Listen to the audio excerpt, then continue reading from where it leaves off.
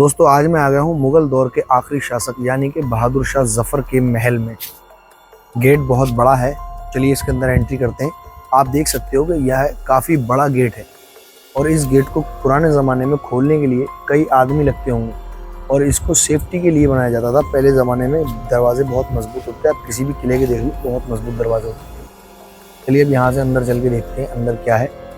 दरवाजे में अंदर घुसते ही अगर हम ऊपर की तरफ देखेंगे तो ऊपर चमगादड़ों ने अपना घर बना रखा है। यहाँ बहुत ज़्यादा चमगादड़ है। तो अब मैं आ चुका हूँ महल के अंदर और ये जो सामने की तरफ आप देख रहे हो ये पूरा का पूरा ये खंडर हो चुका है। उस ज़माने में ये महल हुआ करता था लेकिन अब ये टूटा फूटा है, सिर्फ खंडर है और कुछ नहीं। एक ये जीना ऊपर जाता है और एक ये चल रही है। यहाँ से चल के देखते हैं ऊपर क्या है। ये जो सामने की तरफ आप देख रहे हैं यहाँ पर लोग उस ज़माने में बैठकर और हवा लिया करते थे, जैसे गर्मियों के मौसम में हवा लेने का काम में आता था ये। और अब जो है यहाँ पर चमगादड़ों ने अपना घर बना लिया है। देख सकते हो चारों तरफ से ये खुला हुआ है और यहाँ से हवा आया करती थी और लोग इसके अंदर बैठकर हवा लिया करते थे, जो भी राजघराने से होते थे। बाकी ये सब टूट चुका है, इधर भी सिर्फ जीना दिखाई दे रहा और कुछ नहीं। चलिए यहाँ से अंदर चल के देखते हैं अंदर और क्या है।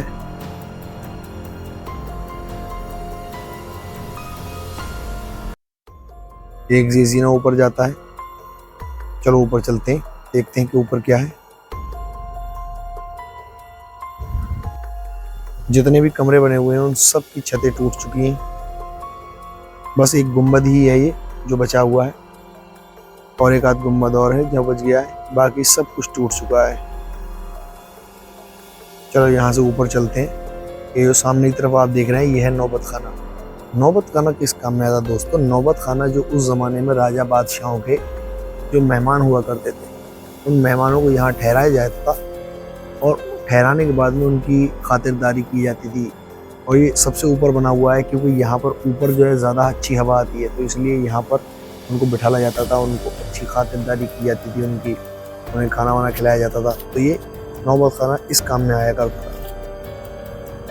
चलिए यहाँ से अब बाहर की तरफ देखते हैं क्योंकि बाहर की तरफ एक रास्ता खुला हुआ है। इधर बाहर की साइड छत पे जाने के लिए सीढ़ियाँ हैं, इन सीढ़ियों से छत पे जाएंगे और देखेंगे छत पे क्या बना हुआ है। नहीं, यहाँ पर सीढ़ियाँ टूटी हुई हैं दोस्तों, छत पे नहीं जा सकते, इसलिए हमें वापस ही जाना होगा। और ये जो आप छज्जा देख रहे हो मुझे लगता है ये काफ़ी कमज़ोर है, तो यहाँ पर संभाल के आएँ। अब यहाँ से बाहर की तरफ चलते हैं और बहादुर शाह जफर के बारे में कुछ बातें करते हैं। मुगल दौर के आखिरी शासक यानी कि बहादुर शाह जफर, उन्हीं के दौर में अंग्रेजों ने भारत पर हमला किया था। और जब बहादुर शाह जफर ने अंग्रेजों से लड़ाई की थी तब बहादुर शाह जफर को जो है जंग में शिकस्त हो गई थी, यानी वो हार गए थे। फिर हुआ यूं कि बहादुर शाह जफर को कैद कर लिया और कैद करने के बाद उन्हें जेल में डाल दिया। और उसके बाद में एक बार ऐसा हुआ कि जब खाने का समय हुआ तो बहादुर शाह जफर के जो बच्चे थे यानी उनके बेटे थे, उन दोनों की गर्दनें कलम करके और बहादुर शाह जफर के खाने की प्लेट में उनको सजा के यानी ढक के और उन्हें पेश किया गया। और बहादुर शाह जफर ने जब उन प्लेटों को यानी उन कटे हुए सरों को देखा तो उन्होंने अपने बच्चों का सर हाथ में लेकर उनसे कहा कि बेटा तुम कामयाब हो गए, तुमने भारत के खातिर यानी इस देश की आज़ादी की खातिर अपनी जान दी है। और जो अंग्रेज उनके सामने खाने की प्लेट में उनके बेटों के कटे हुए सर लेके आया था, उससे बहादुर शाह जफर ने कहा कि हिंदुस्तान के बेटे अपने देश के लिए सर कुर्बान करके अपने बाप के सामने इसी अंदाज में आया करते हैं। और वो जो सामने आप मस्जिद देख रहे हो उसे कहते हैं मोती मस्जिद, वहाँ मैं अभी जाके दिखाऊंगा आपको। बहादुर शाह जफर की ये दिली तमन्ना थी कि वो भारत में ही दफन हो और उन्होंने इसी महल के अंदर एक जगह सिलेक्ट कर रखी थी कि यहाँ पर उनको दफन कर दिया जाए। लेकिन उनकी ये तमन्ना पूरी हो ना सकी क्योंकि जब भारत पर अंग्रेज़ों ने हमला किया था तो बहादुर शाह जफर को वो बंदी बनाकर ले गए थे। और अगर असल कब्र की बात करूं तो असल कब्र जो है उनकी म्यांमार की राजधानी मंगूर में है। ये मुग़ल दौर के आखिरी बादशाह रहे हैं, तो उन्होंने जो है अपने लिए जगह बनवाई थी कि मुझे यहाँ दफन किया जाए। ये जो दो कब्रें दिख रहा हो इनके बराबर में ये जो खाली जगह छूटी हुई है, बस यही बहादुर शाह जफर ने अपने लिए छुड़वाई थी कि यहाँ पर उन्हें दफन कर दिया जाए। और मोती मस्जिद दिखाता हूँ आपको, ये है मोती मस्जिद का रास्ता।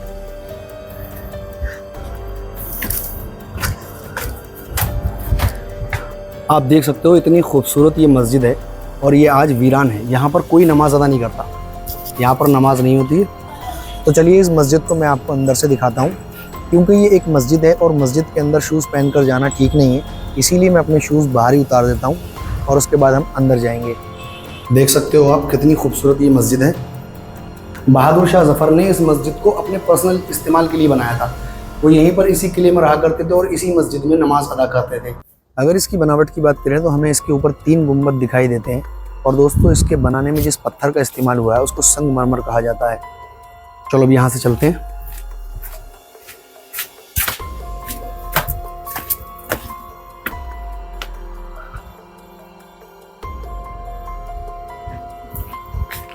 यहाँ की कोई रखरखाव ज़्यादा अच्छा नहीं है, बिल्कुल सब जगह घास जम चुकी है और बिल्कुल टूट फूट चुका है ये किला।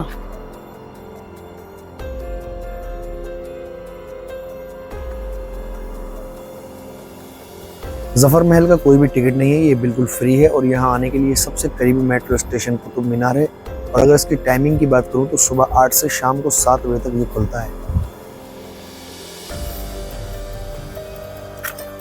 इधर जीने में क्या देखते हैं।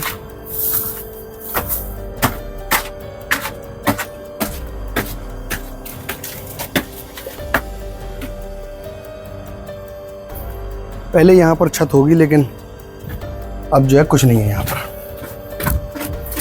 सिर्फ जीना जीना है, छत टूट चुकी है।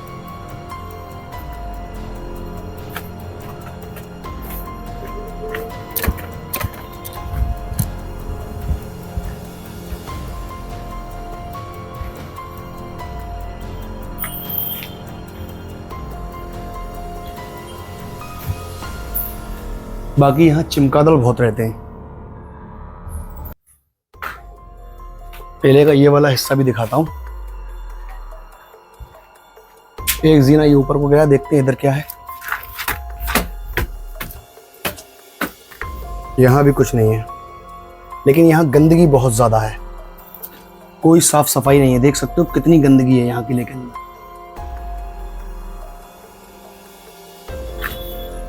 बिल्कुल खंडर बन चुका है।